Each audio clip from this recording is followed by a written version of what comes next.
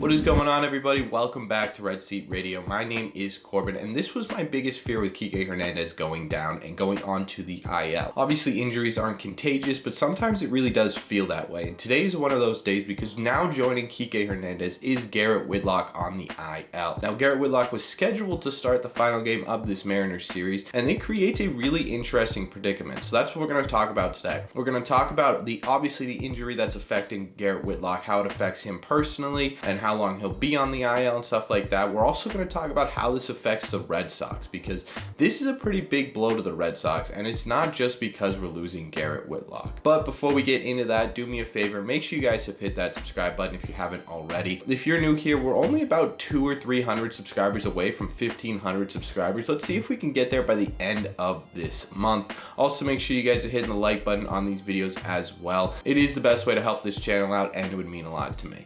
Thank you all very much for clicking on this one. Let's get into it.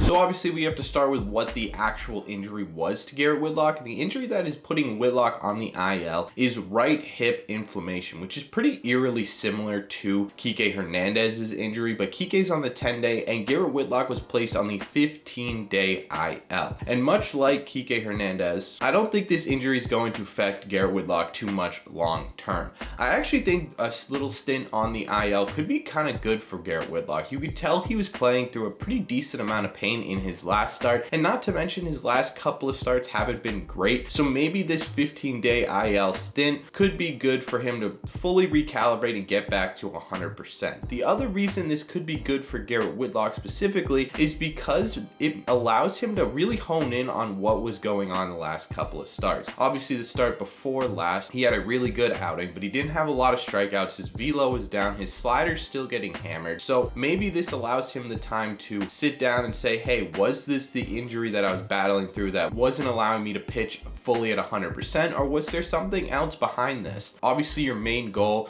when you're on the IL is to get back and fully healthy, but there has to be enough time in between there where you're not really doing a whole lot. You're just nursing your hip back to health, and maybe there's time for you to sit down and truly look at that and figure out which one it was, because Garrett Whitlock right now as a starter is a below average starter, but a elite bullpen arm. So there has to be some sort of disconnect between those two things, and maybe this allows him the time to figure that out. But while a brief stint on the IL is good for Garrett Whitlock in my opinion, obviously it sucks that he's injured. It's not a good thing, but it could be good for Garrett Whitlock. It's definitely not good for the Boston Red Sox.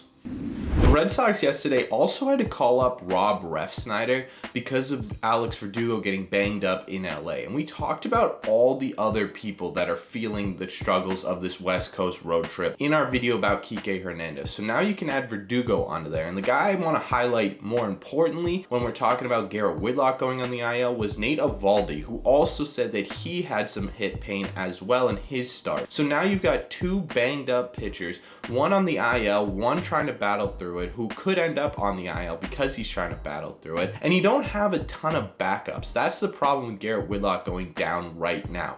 The immediate impact it's going to have on the Red Sox is Whitlock, like I said in the beginning, was supposed to start this final game in this Mariners series that could end up deciding the series for the Red Sox and deciding whether or not their West Coast road trip ends in a series loss or a series win. It also determines whether or not the Red Sox will win every single series on this West Coast road trip or they don't, which makes it a pretty important game. Obviously, if the Red Sox win tonight, it doesn't matter, but it could be a very important game. And with that game, you probably want a starter. You don't really want to go and have a bullpen game. The problem with that is Brian Bayo pitched yesterday, so he's not an option. Connor Seabold made his first start from the IL because he just came back on Thursday, so he's probably not a great option. You got Josh Winkowski and Walter, who both pitched on Wednesday because of a doubleheader, that because of something that got rained out. So those guys aren't great options. So you don't really have many minor league options to plug in there and fill that hole for 3 weeks. So what are you going to do on Sunday if this comes down to we need to win this game to win the entire road trip?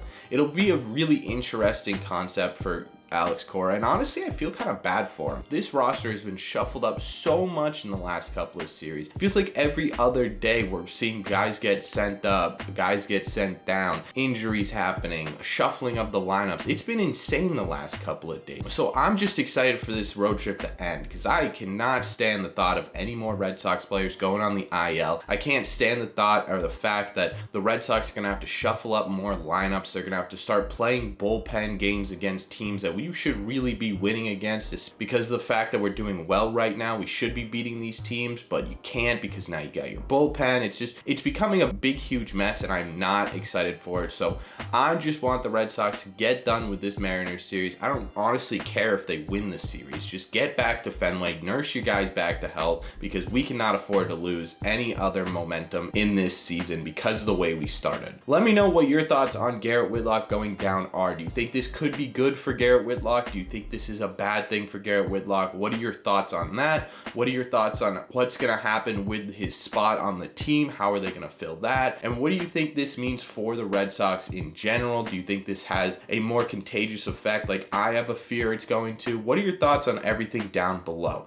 As always, if you've made it to the end of this video, do me a favor, make sure you guys have hit that subscribe button. If you haven't already, like I said, we are only a couple hundred subscribers off of 1,500 subscribers. Let's see if we can get there by the end of this month. Also, make sure you guys are hitting the like button on these videos as well. It is the best way to help out these videos, and it would mean a lot to me. Thank you all very much for clicking on this one, and I will see you in the red seats.